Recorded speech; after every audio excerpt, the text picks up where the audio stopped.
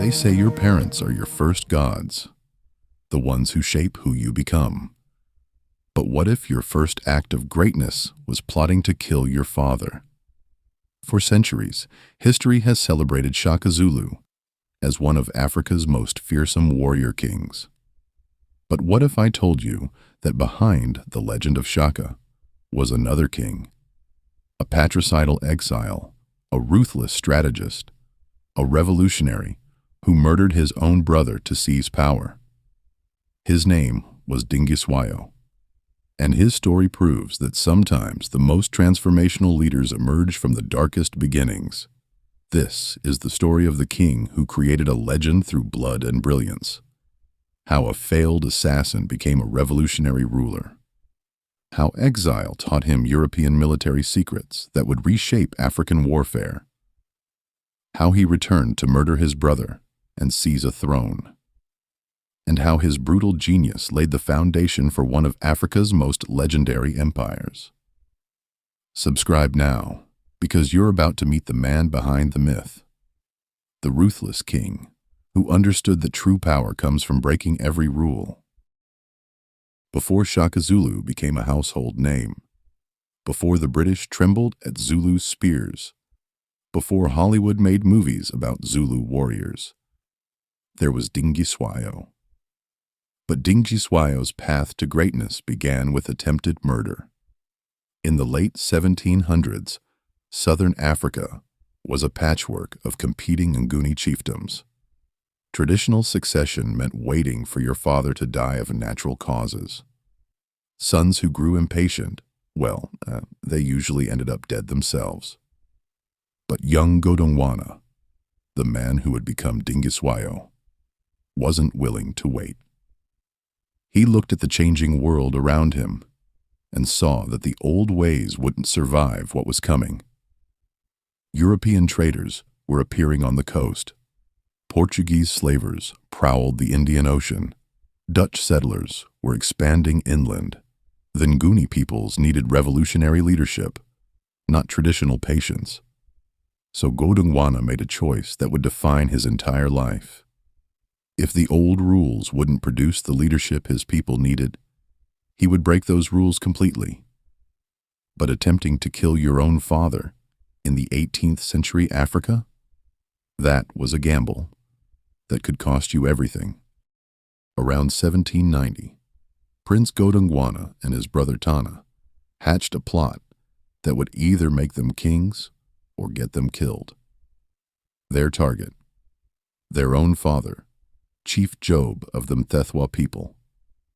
Historical accounts suggest the brothers believed that Job's traditional leadership style was inadequate for the challenges facing their people.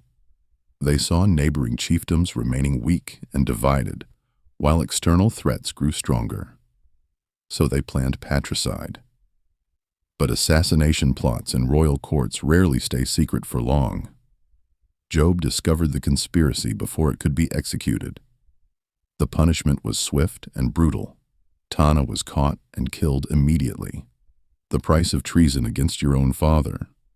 But Godongwana was faster, smarter, or luckier.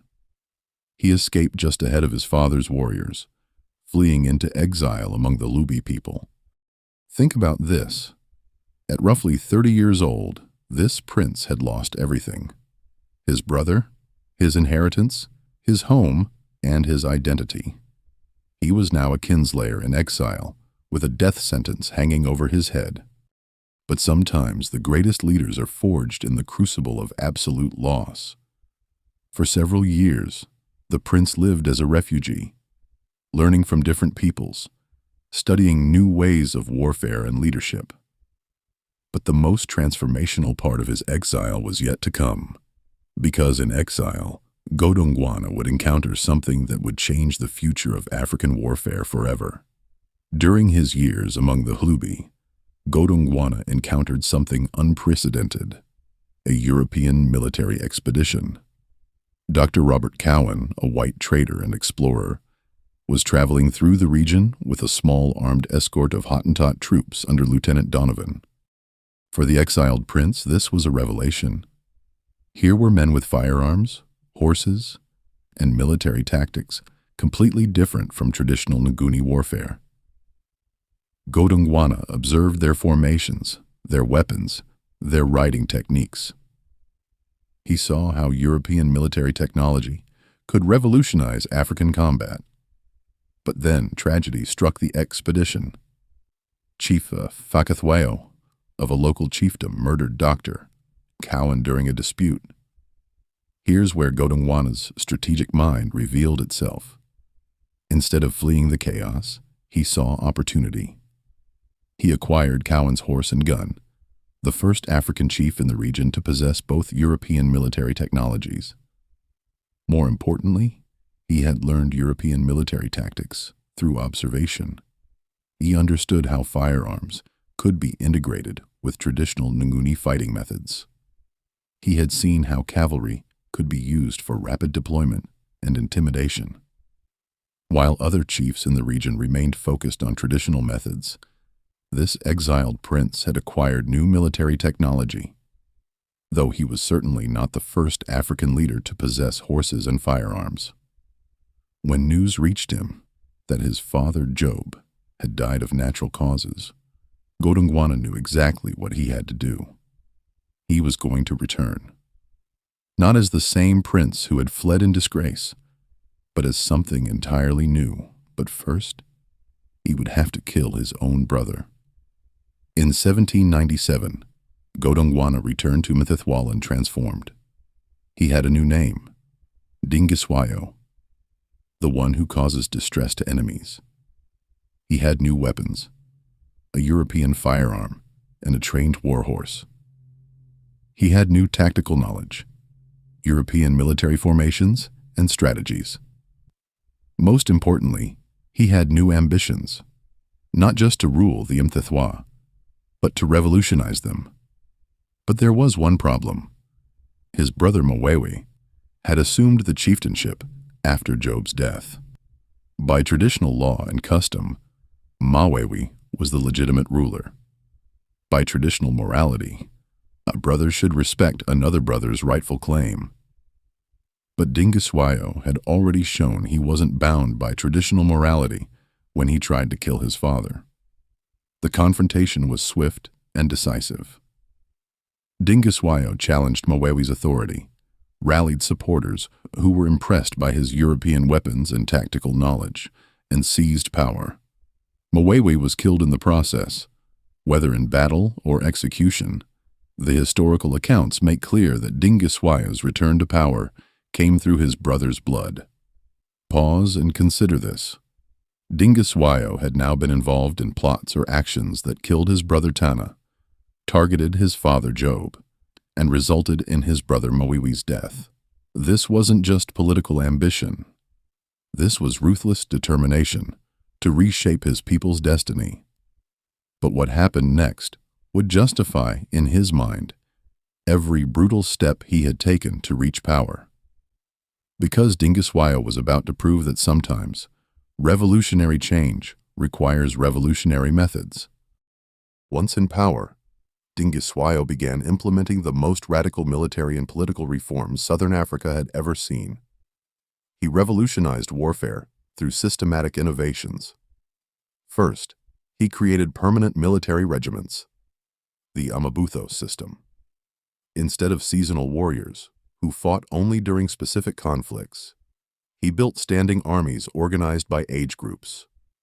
Young men from different clans trained together year-round, developing loyalty to the kingdom rather than just their birth tribes. Second, he integrated European military technology with traditional tactics. The gun and horse he had acquired from Dr. Cowan became symbols of Mthethwa power. But more importantly, he trained select warriors in their use. Third, he changed the fundamental goal of warfare. Traditional Nguni fighting involved raiding for cattle and honor, temporary victories with temporary gains. Dingiswayo fought to incorporate and absorb. Defeated chiefdoms weren't destroyed. They were integrated into a growing Mthethwa confederation. Fourth, he emphasized intelligence gathering and strategic planning over ritual combat and personal bravery. By 1810, these innovations had transformed the Mthethwa from a minor chiefdom into the most powerful force in the region. Dingiswayo controlled territory from the Tugela River to the Pongola River, commanding a confederation of dozens of previously independent tribes. But Dingiswayo's greatest innovation wasn't military or political. It was recognizing that his greatest legacy would come through developing another leader who could surpass him. And that's when a young outcast warrior named Shaka entered the picture. So what was Dingiswayo's transformation worth? The facts are clear. He had revolutionized Southern African military organization through the Amabutho system. He was the first Nguni leader to systematically integrate European military technology with traditional tactics. He had built the most powerful confederation in the region through conquest and innovation. But Dingiswayo's greatest achievement was still ahead of him, because around 1809, a young outcast warrior would join his regiments, a warrior whose innovations would surpass even his own, a warrior who would take everything Dingiswayo taught him and build something unprecedented. His name was Shaka. The relationship between these two revolutionary minds, the mentor who broke every rule and the protege who would become legend, would reshape the entire future of Southern Africa. But first, that young warrior would have to prove himself worthy of the most ruthless teacher in African history. How did a failed assassin become the mentor of Africa's greatest warrior king? How did their partnership create the foundations of the Zulu Empire? And what price would both men pay for their revolutionary ambitions? Find out in our next episode. The Kingmaker's Choice. How Dingiswayo created Shaka Zulu. Subscribe now and hit that notification bell, because the story of how legends are made is about to get even more intense. Dingiswayo. From failed assassin to revolutionary king. Next time, how he spotted greatness in an outcast and created a legend. Thanks for watching.